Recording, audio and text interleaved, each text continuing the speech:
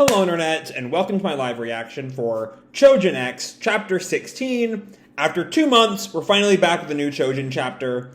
And when we last left our heroes, everyone was kind of settling down in the aftermath of the Shiozaki incident, and we spent a good deal of time sort of talking with, just sort of seeing a bit of the kind of Yamato Mori mindset. There's a good scene where Tokio asks Sandek what he gets out of becoming this Choujin protector, and he lays out this whole metaphor of happiness being a road, and if everyone follows the rules, everything's okay. But without those rules, bad things can happen, which is, as I sort of said, a very kind of rigid worldview that is sort of all over Yamato Mori, and we see even like Shiozaki starts to believe in it in the aftermath of everything he did. And I'm curious how long we're going to be expected to, like, fall into that very rigid worldview, because I still don't really buy Sui Ishida genuinely believing that, like, the rules are the rules and everything is better when you just follow the rules. But anyway, by the end of the chapter, Ellie has tried to return the roller boy Yeye to the boy she took it from, only to learn that he was killed in the chase by Hume. And upon seeing Hume's bounty at the airport, Ellie decides to stay in Yamato, enroll in Tokyo's high school, and make money taking down bad guys, she tells Tokyo at the end. So with that, let's dive right on into Chapter 16, Chicken and Dog. And there hasn't really been a lot of like obvious meaning to these chapter titles for the most part, Sinker kind of being the exception. But I still have no idea what chicken and dog could be referring to. Anyway, we open with this bird flying, I think, around the Yamato Mori complex. And flying above what looks like some, like, exercising Choujin. We see, like, Sandex leading them in, like, an exercise routine. And a 1, 2, 3, 4, 2, 2, 3, 4, 5, 6, 7, 8, 6, 6, 7, 8. It's a very kind of, like, exercise routine. Almost like a dance routine, but they're not actually dancing. We see Ellie's there. She's kind of come back to Yamato Mori with her return to Yamato. And Sandex sort of watching them all. And then this is Momoma, who calls out to Ellie, "Ellie, good morning." And she's there. It's her and Simon. We have a quick reminder. Honestly, I think maybe to remind us who everyone is, because it's been a good 2 months since the last chapter. Even I had to, like, go back and read through some of my old video descriptions. Just to catch myself back up on some of the themes this manga's working on. Anyway, Momoma tells Ellie, "Looks like you're full of energy." And Ellie just sort of smiles. "I'm a morning person." And Simon just glares at her, reminded of Momoma's status as a strength Choujin and Simon as a sword Choujin, in case anyone forgot. And then we have... It seems to be a narrator just, like, describing Yamato Mori, but it also might meant to be coming from a specific character, I'm not sure. Yamato Mori is the Choujin organization where good Choujin, called Keepers, are registered. For these Keepers, maintaining peace in Yamato Prefecture by protecting it from evil Choujin is all in a day's work. While Yamato Mori functions as a center for learning for Choujin, it is also where trainees between the ages of 6 and 25 diligently hone their abilities to become Keepers. There's an interesting bit. There's like an age limit at 25. What happens to Choujin at 25? Because this might be completely unrelated, but I'm thinking back to the scene we had a quick little scene with Chandra last chapter, where he bemoans getting old. And he doesn't seem that old, though he seems a good deal older than 25. So I don't know. Maybe as I've said, I'm very kind of skeptical of Yamato Mori. It's a little bit too black and white, this whole worldview, for the man who wrote Tokyo Ghoul, to kind of put, there are good people and bad people, and the good people fight the bad people, and that's it. So I'm very skeptical of Yamato Mori, I'm skeptical of this narrator, and then there's this between the ages of 6 and 25 is so strange. I mean, also the, like, child soldier aspect of it, though I guess the 6-year-olds aren't really being sent out to fight. I don't know. Something odd about that. But we cut to Ellie at 6:30 a.m., getting ready for the day. Some Keeper trainees are also students. They undergo Choujin training alongside their regular schoolwork. And we see her eating breakfast, taking the bus, and Ellie has become such a keeper trainee. And so we're sort of seeing that, like, Ellie is living at Yamato Mori. She doesn't have, like, another place to live in Yamato, so that makes a good deal of sense. But it's good to sort of get that laid out, I guess. We have this segment of her sort of walking as she leaves the bus, and time passes and she seems to be lost, maybe? But also, she runs into Azuma on her walk to school. It's odd that she'd be tired. I don't quite buy Ellie getting exhausted on like a morning walk. But yeah, Azuma sees her. Azuma Higashi, human, went on a jog before school and spotted someone who lost her way. Azuma also looks really young in this panel. Like, he looks like he's maybe 12 here, which I've said about Ellie, only to shockingly learn that Ellie is 16 somehow. But it's all just kind of odd. Anyway, we come back to Tokyo's house. Tokyo Kurohara, Beast Choujin, is having a very good dream before school. And we see he's dreaming of him and Momoma, when Momoma has, like, wrapped her legs around him. It's, you know, it doesn't quite feel explicitly sexual, but it's in that vein. I think maybe Tokyo has a bit of a crush on her. But then it looks like the dream goes on as he feels a slithering, as, like, his blankets turn into a snake, the snake body of Nari, torturing him. You failed. And Tokyo wakes up in the real world with a start and sees that it's almost 8 o'clock. Oh, shoot. As the narrator tells us, not all Choujin are destined to become keepers, with this image of Tokyo running to school. And, you know, I brought up this idea of the past, that Tokyo maybe won't fully buy into, by the end of the series, the Yamato Mori mindset. And I get that, like, that little bit of narration seems intended to be like, you know, Tokyo sleeps through shit, and so he's not destined to become a keeper because he kind of sucks. Even though he doesn't really suck, but you know what I mean. But also, maybe there's a little bit of extra foreshadowing there. That there will end up being a rift between Yamato Mori and Tokyo. But he sees his clock, he looks at his phone, it's 8:01, I'm guessing school starts at 8. Should I beastify? Maybe if it's just my legs, which of course he's not really allowed to do, given, you know, the rules of being a Choujin. Yeah, that's what I'll do. Can I manage it? He hides into a back alley, and then collects himself and yells, "Beastification! Just the legs!" And it doesn't work. He turns into a full Beast Choujin. And I guess he's reached a point where he can easily change back. But also, I think he tore his shirt, maybe? Yeah, we see his shirt in this next panel. His sleeves, at least, are torn off, and, like, the edges are frayed, because he just, like, got real buff, and his shirt did not handle it very well. Tokyo, however, was still struggling to decide his own path for the future. And then we see Azuma and Ellie sort of struck up a conversation after Azuma found her. They've kind of become friends. I don't know, I'm so most curious about what exactly the narrator is trying to foreshadow going on with Tokyo. Because again, I'm really interested in seeing where Tokyo's path lies.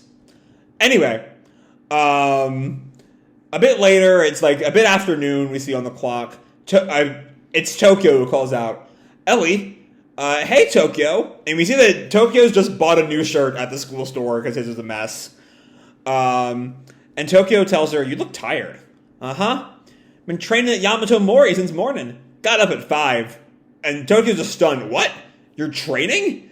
I mean, she is a farmer. Getting up at 5 is not that big a deal to her, I think. "As a keeper trainee, that's me. I'm staying in the Yamato Mori's dorms. Gotta save on rent, too. 2 birds, 1 stone. And like an 18 square meter room. And I'm not good enough at metric to have a good idea of... That's not very big at all. No, it's not very big at all. That'd be like a 3x6 meter room, which is not a lot.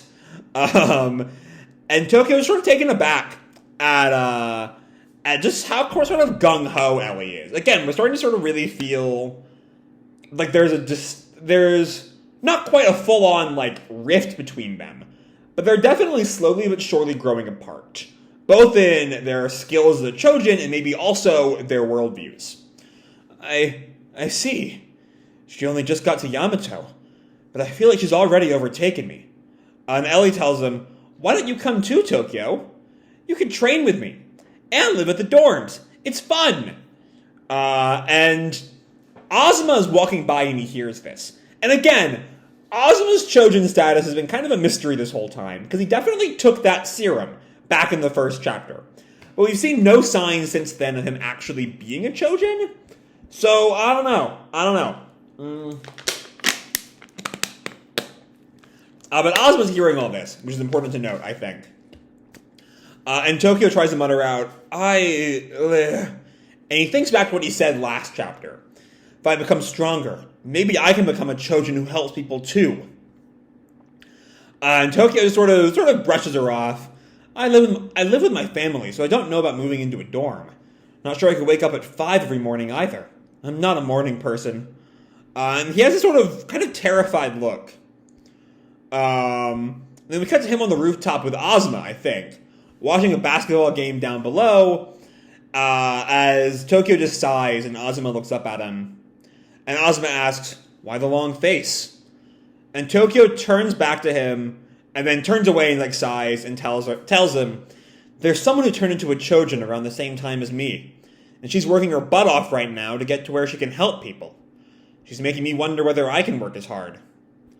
And Azuma gets right to the point. Is this about the new transfer, Oda? And Tokyo's just sort of stunned that Azuma worked it out so fast. Thought so. How did you know? I talked to her today. I happened to run into her when she was lost. And he gets up, with his radio he was tinkering with. We got to talking on the way to school. And he puts the radio down. Oh, right, that's the radio going back to the first chapter they would use to, to listen on police reports where there might be trouble they could help out, right? When they first met Stretchy Neck Guy, the thought crossed my mind that she might be a Choujin too. And Azuma sort of stands there, leaning against the railing, and then turns to Tokio. Tokio, are you aiming to become a Choujin who can help people like Oda? And Tokio thinks for a minute before saying, I want to if I can manage it, but I don't have a mental picture of what it even looked like right now. And Azuma sort of acknowledges that. Tokio turns back to Azuma, as Azuma says, then you'll get left behind by Oda. And that's very, very blunt. Azuma's a character I'm very, very curious about, because it feels like we're missing something from him. It feels like he should be a Choujin. He took the serum, so what happened to him? There's some mystery with Azuma I feel like we just, as the audience, don't have yet. And I'm really curious to find out what that mystery will end up being. Anyway, Tokio sort of acknowledges that and turns away, and we listen to the radio. A great sculptor can see their work already complete within the stone. People are not unlike sculptures. A person becomes the form that suits them most. That's a really convenient, radio broadcast to be listening to. But it all sort of ties in with both last chapter and this one, this theme of who will Tokio become. But anyway, we then cut to a hot dog truck somewhere out of, it looks like maybe a farm or something. That's a rice marsh behind them. Thank you very much.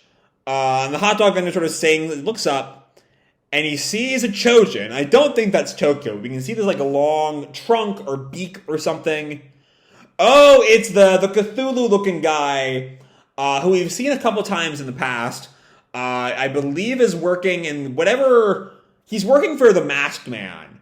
For whatever large-scale goal the Masked Man and Chandra are both sort of working towards against each other. Ricardo Teller, his name. 2 hot dogs.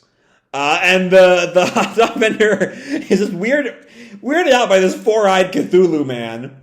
And he's sort of sweating as Ricardo tells him, extra mustard on 1. Yes, sir. And Ricardo gives him the money, and the vendor makes the hot dog and gives it to Ricardo. Thanks.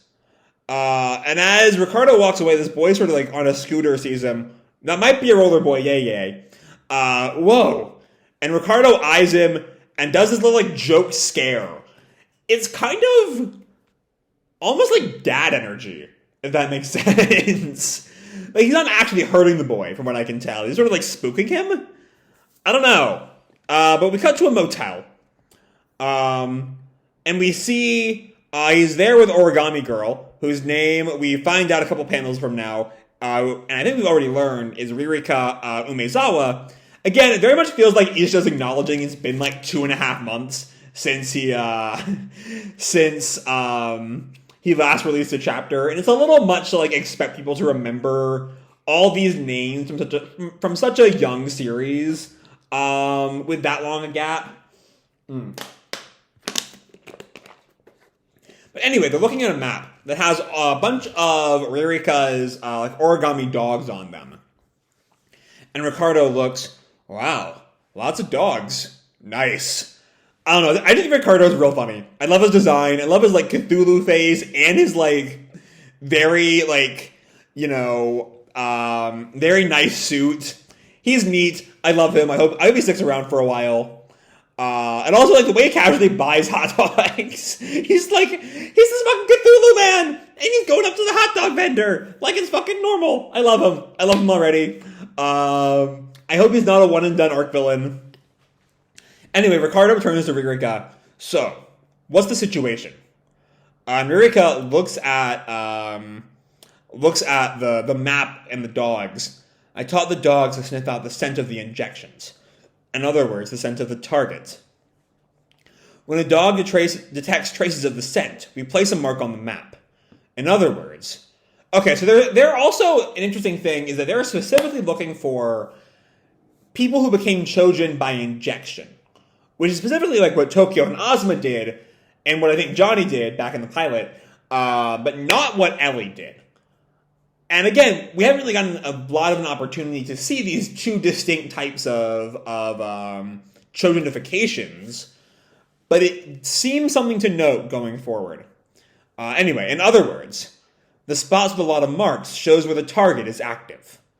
Oh, so they're not looking for different people with injections.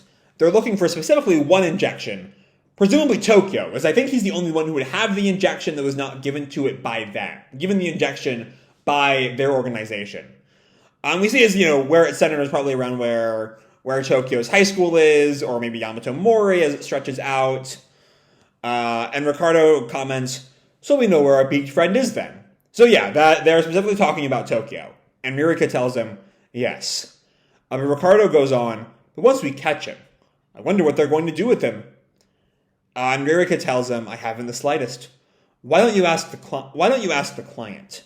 I couldn't care less so long as we get our reward. So they don't seem to be really working for, or they don't seem to be like part of Chandra and the Masked Man's organization. They seem to be like hired mercenaries or something. Anyway, Ricardo teases, you're no fun, Ume. A little curiosity is what keeps the spark in life. It's important for Choujin like us to keep in touch with our humanity. Alright. That's an interesting like take. Again, I just really like this guy. I think he's fun. But anyway, we cut to Azuma, who is wandering town alone. Flashes back to what he said to Tokio back on the roof.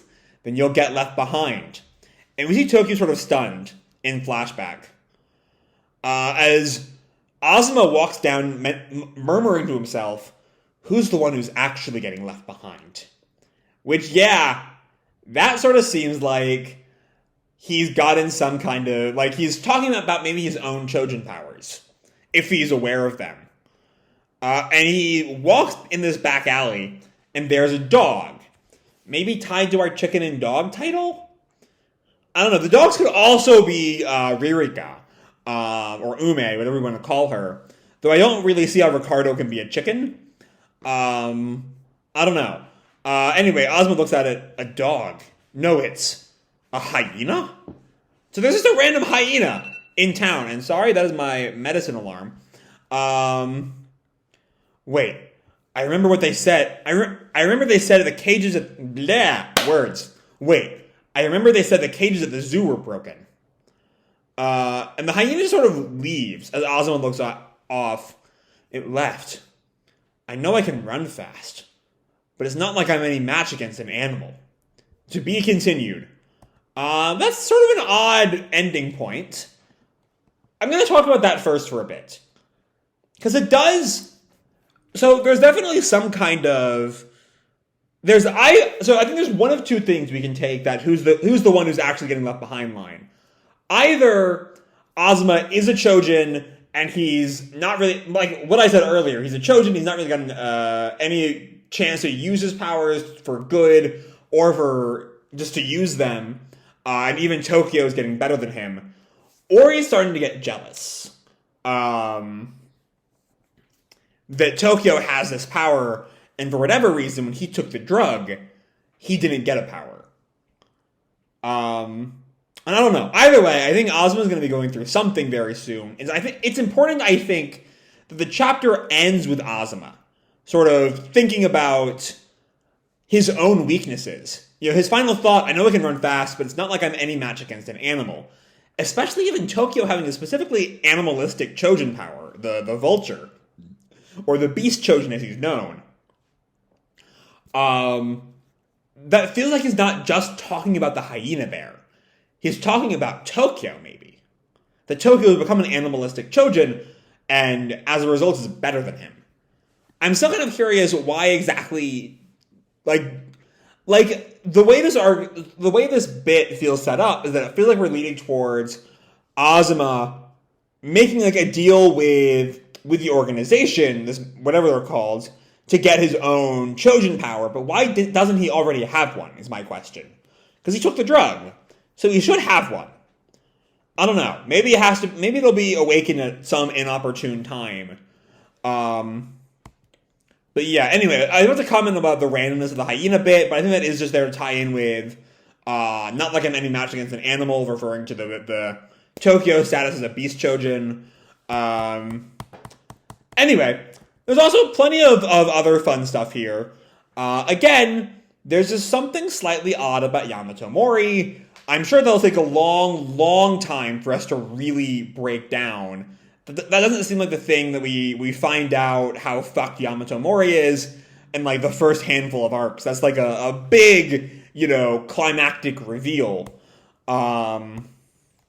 Whatever exactly that reveal ends up being. I will say, I don't think Yamato Mori is like... I'm not saying that there's going to be a twist that Yamato Mori is like working for the same mother figure that Chandra talks about. I think it's just their idea of justice is a little bit too black and white. In the same way that, the best members of the Marines in One Piece have justices that aren't necessarily evil, but a little bit too black and white. I can see Yamato Mori being a slightly more antagonistic, or maybe a slightly more or less antagonistic version of, Smoker in One Piece. They're a little bit too set in their ways of justice to be really... to acknowledge what is right and wrong in the world, but also they're not really evil. In the way that, Chandra is evil, or in the way that in One Piece, Lucci is evil, or CP9 and CP0 and all that shit is evil. I think Yamato Mori is going to end up in a similar state there. They're just not really equipped for the kind of messiness of the world. The way the narration divides everything into good Choujin and evil Choujin just doesn't seem to be the kind of way that Sui Ishida thinks about the world, if Ghoul is anything to go by. Ghoul in its messy moral morass is not really a show built on this idea of... It doesn't seem like it's made by a writer who can really get behind this idea of good and evil. The world is complicated, and Yamato Mori is not complicated, and I think that will end up being a problem for it. And it does sort of feel like the narrative is kind of leading towards that. Towards Tokio realizing that. We have that not all children are destined to become keepers line that I called out earlier, that leads instantly to Tokio trying to kind of play around the rules to help himself, which, here is largely selfish, but you can also bend the rules to be selfless, as Tokio kind of did in the past. Specifically parts of the Nari fight come to mind. But yeah, which is sort of leading into a bit of a very slow-growing rift between Tokio and Ellie. As Ellie is so, gung-ho about being a keeper trainee, as Tokio just can't really motivate himself to doing it. Even if he does want to help people. And then we have a bit more of Azuma Azuma kind of revealing how insightful he is, as he very quickly picks up that Ellie is the other Choujin at school. And there's a really cute scene with Ricardo. I just love this man. He's such a vibe, this man. I don't know, I'm not saying I think he's going to end up becoming, the fact that they're mercenaries or hired help implies they're a bit less, inherently evil than Mr. Maskman or Chandra are. So, I suppose it's possible that after their contract runs out, maybe they end up swapping sides or something, and, the hot dog scene is there to kind of humanize Ricardo to, eventually prepare for that. I don't know. Or maybe he's just a fun guy who's a little evil, but not, super evil. Again, the gray morality that Yamato Mori is not really equipped to believe in. I also just think Ricardo's neat. I want him to be good because he's so funny looking. I love this man so much. That's my new anime husband right there. Fucking Cthulhu motherfucker. And then, we have Azuma continuing to sort of mope about his newfound inferiority to Tokio, is how I'm interpreting that last line. And yeah, that's sort of it for this chapter. There's a whole lot here. Once again, kind of worth the wait. Very much worth the wait, I'd say. Though I am very much hoping we don't have to wait 2.5 months again for chapter 17. I'm hoping that maybe what Ishida is doing here is releasing individual arcs in fairly quick succession and then going on longer hiatuses between arcs. Because the last chapter very much felt like an epilogue to the Sinker arc. And this is not so, it's not so much a prologue for a new arc, unless this arc is very focused on Ricardo and Ume. But it is sort of exploring, it's not really, continuing on the storyline from last chapter, as it is expanding on those themes that are very slowly being built up. So yeah, lots of fun stuff here. Choujin X is still a lot of fun. And I can't wait to see how all this ends up growing. So with that said, I'm going to leave this video off here. Hope you all enjoyed the chapter and the video itself. If you did, feel free to drop me a like or subscribe. Do whatever makes you happy, And as always, your life is your own, okay? Bye!